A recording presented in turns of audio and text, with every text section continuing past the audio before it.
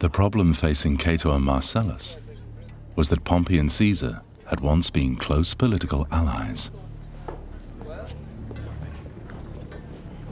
Why do you think he retains his army? Because he's been through 8 years of hell with those men. It's because an army makes it impossible to prosecute him. He'll disband before he reaches the border. He's loyal to Rome. He's not loyal. And he needs his army to get rid of us. Maybe a dose of Caesar is exactly what the Republic needs. Pompey, you of all people know no man is bigger than the Republic. It's worked for 500 years. Yet he would sweep it away, and if he does, who knows what would happen? Chaos. Mob rule. The whole empire could collapse. Nonsense. Open your eyes. See the reality of the man. Not listening to any more of this. Get out of my house. Pompey, my friend, we all hope Cato's wrong about this. And of course, we've ordered Caesar to disband. But if he refuses, we'll need to know whose side you're on. Side? You're creating sides. You're asking me to turn on a friend and an ally. You're asking me to start a civil war. You think we want a civil war? But if he threatens the Republic, who's going to defend it? Who else do we turn to? Rome's legions will be yours again, if you're prepared to lead them.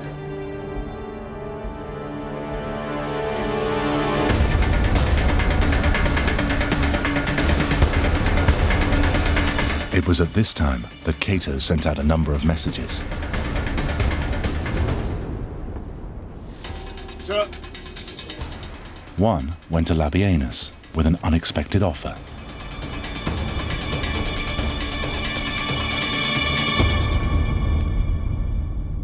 Another he sent to Caesar, demanding he leave his army at the border and return to Rome.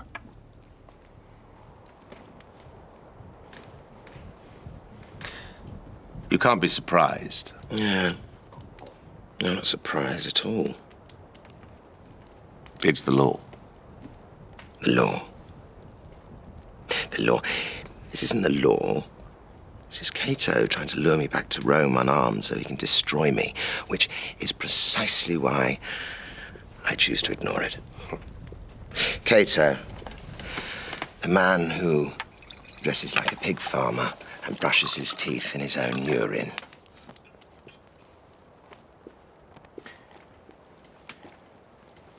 No, I shan't disband my army under his conditions. Then, Caesar, you're risking civil war.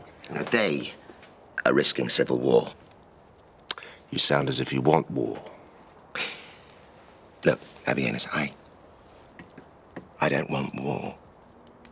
I just want justice for me and for the people of Rome. Come to me.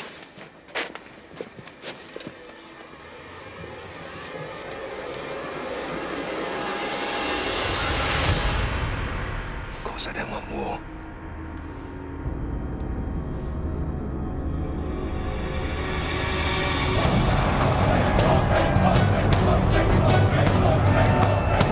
Any hopes that Caesar may have had of peace were soon shattered.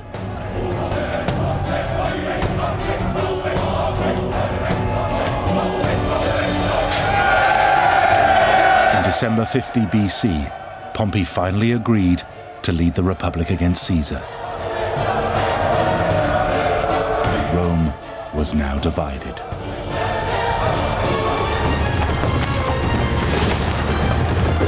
Caesar and his army marched south, moving faster than anyone predicted. Town after town fell to him. Panic swept through Rome.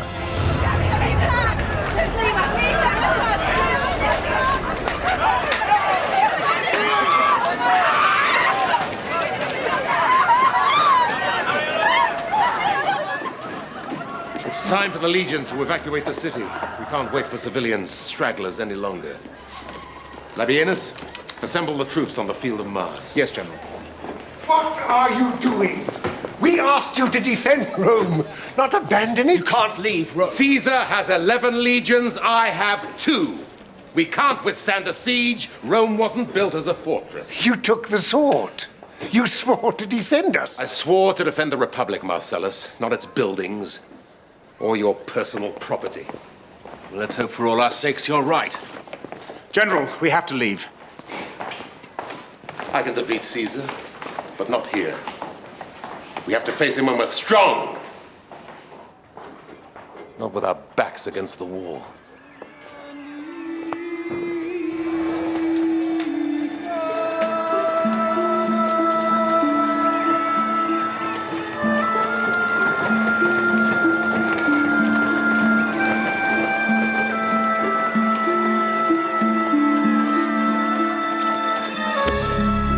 And so, on January 17th, 49 BC, the unthinkable happened.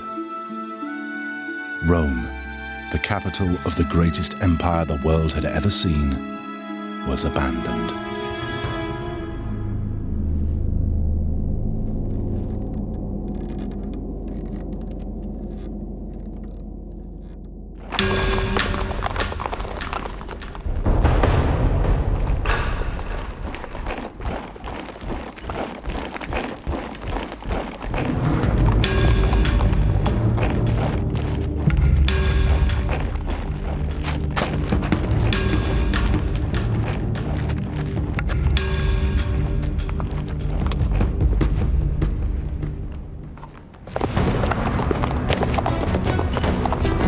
Pompey had fled east to Greece, to where he had allies.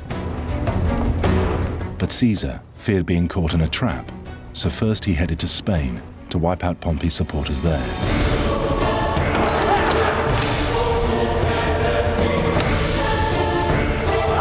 It took Caesar more than a year to subdue them. And by then, his men had had enough.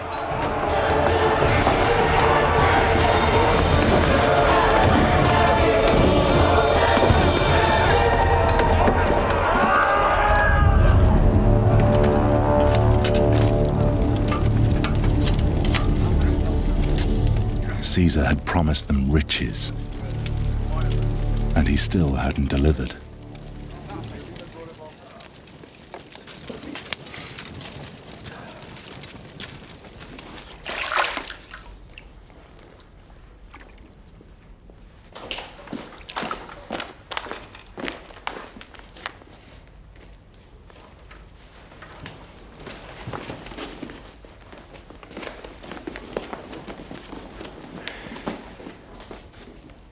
What is it? There's unrest in the 9th Legion. Well, Antony, you know what to do, don't you? You round up the ringleaders and you have them whipped. The defeat of Labienus's cavalry turned into a full-scale rout of Pompey's army.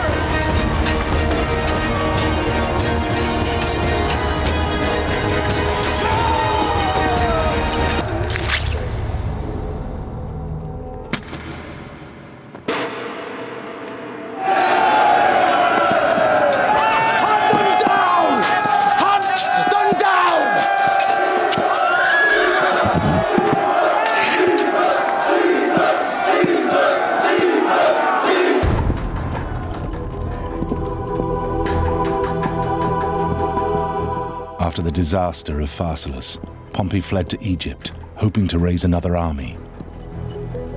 But there, he was murdered.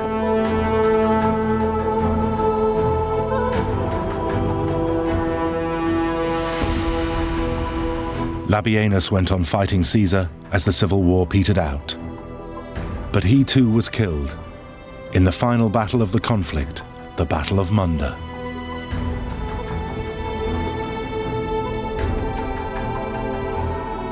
Cato was never able to come to terms with Caesar's victory, and a year after Pharsalus, he took his own life. Marcellus was pardoned by Caesar, but later he was mysteriously murdered.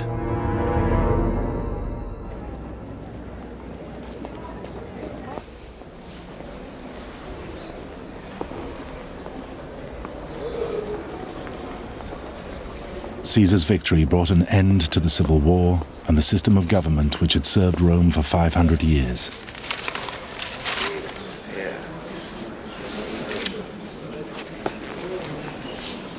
He made himself dictator for life, effectively Rome's first emperor.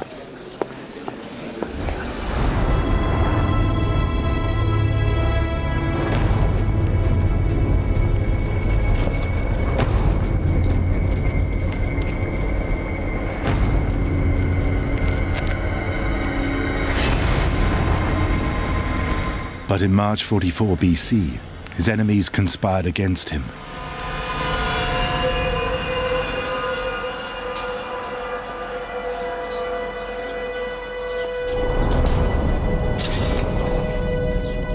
Though his reign lasted only 4 years, his killers could not turn back the tide of history.